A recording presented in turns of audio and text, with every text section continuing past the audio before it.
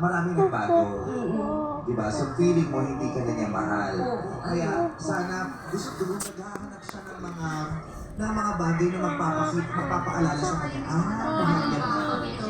Di ba yung kahapon topic natin, bukod sa I love you, ano yung mga salita or phrases na pag narinig mo, equivalent siya ng I love you. Because it's not always I love you. Di ba nga, yung mga sinabi nila na yung ipinagdadasal kita araw-araw. Pag narinig mo yun, parang sinabi na rin sila, I love you. Yung simpleng, babe, inom ka ng tubig lagi. I love you yun. Di ba? Yung gano'n din, yung pag nakita, ay, flex na. Mahal ka pa rin pala.